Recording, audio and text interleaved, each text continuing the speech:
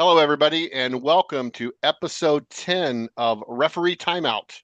My name is Bob Swisshelm. I am a USA Pickleball certified referee and a member of the APP head ref team. Mike, you want to introduce yourself? Yeah, hey Bob, good to see you again. I'm Mike Baumgardner, USAP certified referee and the director of officiating for the APP Tour. Thanks for joining us today. Today, we are going to continue in our series of discussions around the serve in pickleball.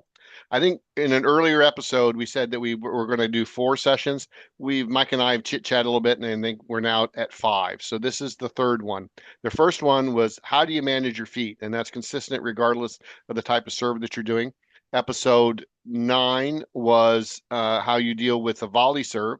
And this episode 10, is how you deal with the drop serve. And then, as I said, Mike and I have discussed that we're going to do 2 more additional serve related topics. One is what is the referee doing as they're preparing to announce the score and watch you as you do your serve? Because there's a lot going on right there. And we think it's kind of important for you to understand why the referee is doing stuff and how they focus on potential errors that you make. And then the final episode is going to be what you should be thinking about as a server and what types of things from your perspective the serving process is. So without further ado, then let's go in and talk about the drop serve. The drop serve is listed in Rule 4.A.8. And as we mentioned in the previous section, all of the stuff about the feet management, about where your feet needs to be on the ground and within the serving box and all that serving area and all that kind of stuff, that's all the same for the drop serve. But how does the drop serve differ from the volley serve? Well, there's a difference between a volley is hitting the ball in the air and a drop serve is hitting it off of a bounce where you actually drop the ball. One of the key things that's important for you to understand is that it is a drop serve. It is not a bounce serve. So the rule will say that you need to release the ball from only one hand or from the paddle. And then the second significant part of that rule is that you cannot import force, or the word that they use is propel the ball in any direction.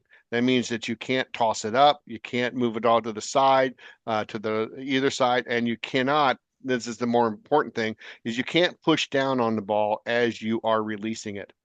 And then the final thing is that we've noticed occasionally if you've got a running serve, then and you're running and you release the ball, your hand may not be moving within relation to your body, but your actually hand is in motion as you release the ball, and technically that could be argued as propelling the ball. So those are all things that you need to worry about. The nice thing about the drop serve is the third part of the rule that says that once if you are using the drop serve, then all of the other service motion issues that we talked about when we were talking about the volley serve, i.e., hitting below your waist, hitting in an upward motion, hitting with the paddle at or below your top of your wrist, all of those go away. And so many people like that because it means that they end up not having to think about it. And they make an argument, maybe correct, maybe not, that it's easier for the referee to detect an illegal serve. So again, in summary, that's from 4A8 is the rule. And those are the differences between a volley serve and a drop serve. Mike, you have any Yeah, so comment? yeah, I mean, you've done a nice job going over the rule and describing, the requirements of the rule. So just a few questions from my side, right? If I'm a player, I hear these questions quite often from players. It's like, well, is there any limit on how high I can drop the ball? Uh, Does it Uh, matter where I drop the ball from? Can I do it above my head, at my waist, below my waist, whatever? Does it matter? there's 2 aspects to that. So the rule says that you can drop it from any unaided or unassisted height. So that means if you can reach all the way up here, you can drop it from here. You, however, cannot jump and release it. So because then you're aiding that. So that's perfectly fine. And I heard in that question, well, what about where it bounces? Is it important that it bounces in the same type of restriction that you have on your feet, i.e., behind the baseline or inside the extensions Yeah, solid of the question. Solid sideline? question. Right. And the answer is no. So if you want to stand with your feet outside of the baseline and actually hold and release the ball and allow it to drop inside the court, you absolutely can do that. There's no rule that says anything that you can't do that. And kind of a side comment that we make as we're talking about rules, one of the things that we think is relatively important in the rule book is that it tells you what you should do and what you cannot do. But if there's anything in the rules that isn't specifically covered, then you can do it. So in this particular example, to answer Mike's question, there's no rule that specifically dictates where you have to bounce the ball or allow the ball to bounce. And so because of that, there's no restriction. You can let it bounce inside the court. You can let it bounce outside the extension of the sideline or the center line. Those are all perfectly legal. So do I have to strike the ball after the first bounce, or can it bounce twice, three times, four times before I hit the ball? And again, it does not, the rules do not specify that. So you actually can strike the ball on whichever bounce you want. So if you, and people sometimes play around with this, they'll let it bounce, they'll swing and miss, let it bounce, and it bounces again, and they'll hit it off of there. And that's Yeah. again perfectly legal. Yeah, great. Great. So it sounds, to me as a player, it sounds like it's something that is quite easy to do, right? And as a referee, I see players that may be new to the game that will incorporate the bounce serve because it's much easier to control the ball when you're striking the ball than it would be for a volley serve for most players and be able to control where the ball is going to land on the other side of the court. So Yep. great summary, Bob. Yeah, it's been it's been a work in progress in terms of getting it first of all into the rule book, and then there's ongoing and will continue to be ongoing discussion about whether or not the drop serve should replace the volley serve. I don't That comes up every year in the rule change process as somebody suggests that they move it away. And we're not, in my opinion, and that's all it is an opinion, we're not even close to that yet. When you look at the percentage of people that do a volley serve and are quite happy with the volley serve, and the percentage of people that are doing a wonderfully legal volley serve, there the risk or the need to prevent that very small percentage of people that are abusing the volley serve does not outweigh the problems it would cause for people who are quite comfortable and prefer the volley serve.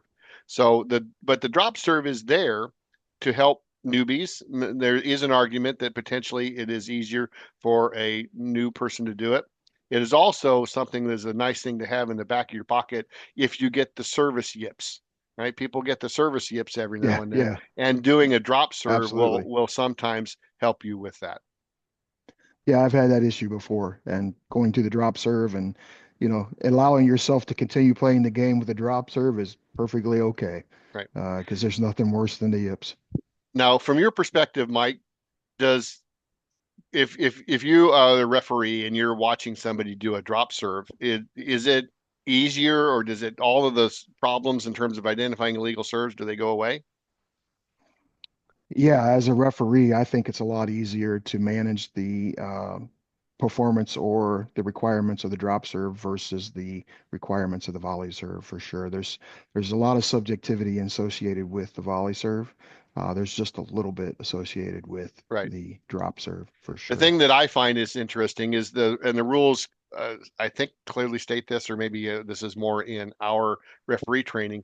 There's no requirement that the server tells us what type of serve that they are Right. going to use, Hmm.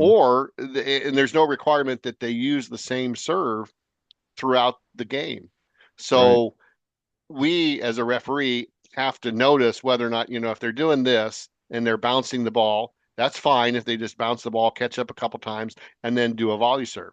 But if they bounce the ball and then hit it off that serve, Hmm. we have Yeah. to internally register whether or not they actually did that, right? Hmm. And for us, or at least for me, the biggest challenge around the drop serve is whether or not they have imparted force on the ball.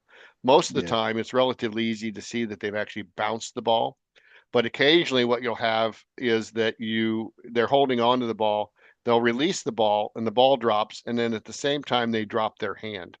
And so because their hand is dropping at the same speed as the gravity is dropping the ball, it may look like their hand is actually pressing down on the ball, but it isn't really. Do you have any tips on that one, Mike? Yeah, yeah, exactly. So for me, I'm watching the fingertips, as you've mentioned. So I'm watching to see if the fingertips are releasing the ball. And you mentioned the hand going down after the release of the ball. But if those fingertips are releasing the ball with no force or push down or throwing the ball up at the same time, I'm good. So that's what I'm watching for. Release of the ball with the tips of the fingers. All right. So again, a quick summary in terms of the difference between a volley serve and a drop serve is that you can drop it from any unaided height. You actually need to drop it, not bounce it. You can't put any type of force on it. And then if you are using the drop serve, all of the other service motion requirements about upward motion, et cetera, go away. So you actually can, if you can bend down low enough and figure out how to do it, you actually can put backspin on the ball.